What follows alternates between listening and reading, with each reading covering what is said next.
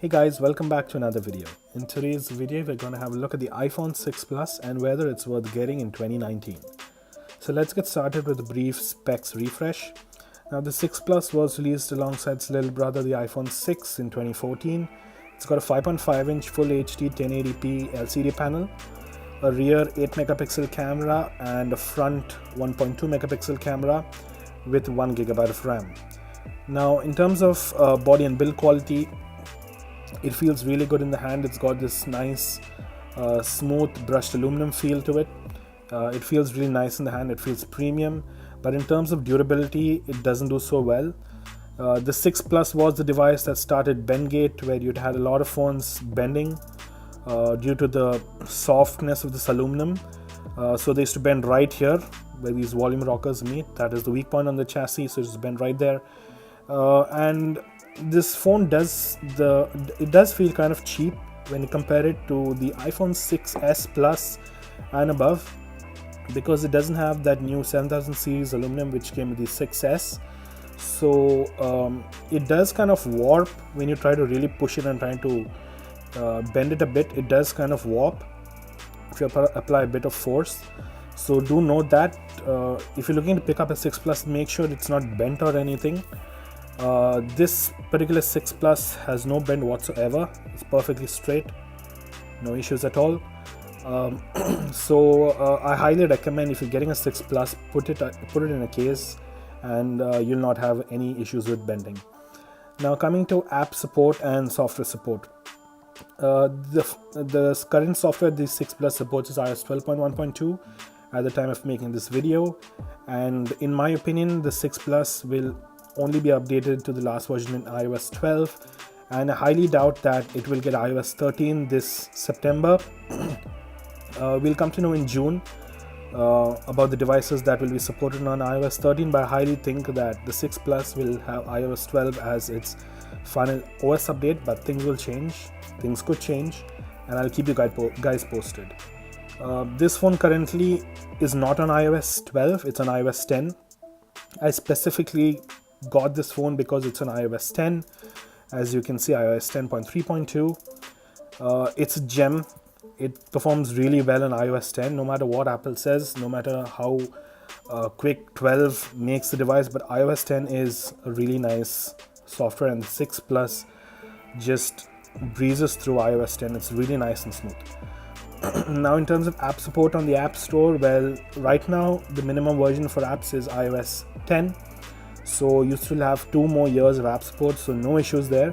The only thing you need to remember is that the 6 Plus cannot play Fortnite, and it does not support AR enabled apps. So that's the only issue with app support. Other than that, it can install almost any apps on the App Store, so no issues with that. Now coming to performance, it's got the Apple A8 chip, and in terms of performance, it's manageable in 2019. I mean, the phone I'm currently using, since it's an iOS 10, performs really nicely. It's quick, it's smooth, it's fast. So yeah, third-party apps do take some time, but it performs really nicely on iOS 10. But overall, the 6 Plus in terms of performance is manageable. It's nothing great, because the A8 was nothing great when it even came out. So I can't speak a lot for performance. It's decent in my opinion. Things do work.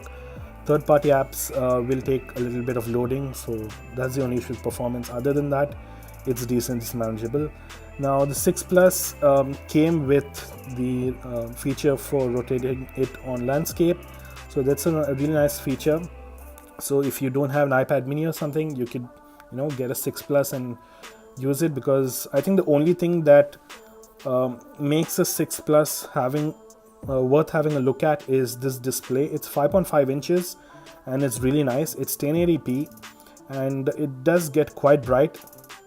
It's not going to get as bright outdoors when you compare it to the latest phones. It does not have True Tone or any fancy features like that, but the colors are nice and vibrant. They are true to life, and it's a really nice display if you'd like to game and watch a couple of YouTube videos here and there. The 6 Plus will easily go ahead with that, no issues. Coming to battery life, when the 6 Plus was released, the battery was really great. It could easily get you through 1.5 to 2 days of usage, depending on how it's used. Right now, if you pick up a 6 Plus, most of them would have worn out batteries, so you'll need to have a battery replacement for it. But I was really lucky since this particular device has got just 4% wear on its battery, so it's performing really well, and I can easily get up to 1.5 day out of it, depending on the usage. So that's really great. So if you're looking for battery life, just make sure the battery is good in the 6 Plus, or just get a battery replacement. The 6 Plus was really good in battery life. Now coming to camera, in terms of camera, this particular one has an issue, so the camera isn't activating. The camera, does it hold up in 2019? In my opinion, it doesn't quite hold up to the competition, because it cannot do 4K, it cannot do any portrait mode, it cannot do any of those fancy lighting features. It can max out at 1080p at 60 fps and 720p at 240. So that's the max capability of this camera. Other than that, it's pretty decent, but it will not hold up in 2019. The camera of the 6 Plus is just not going to be worth it in 2019. It's frankly that, because it could be nice to take a couple of photos here and there, but especially if you're trying to take photos in low light, you will notice a lot of noise and pixelation. It does have OIS, so when you take those videos, it's going to be nice and smooth, but it's nothing great that's going to make it a must-have in 2019. Now coming to the front megapixel, front camera, just 1.2 megapixel, and that is just pathetic in 2019. So forget getting the 6 Plus if you're looking to have a phone that's really good on selfies. It's not going to be this one here. Other than that, in terms of general usage and performance, it's really nice.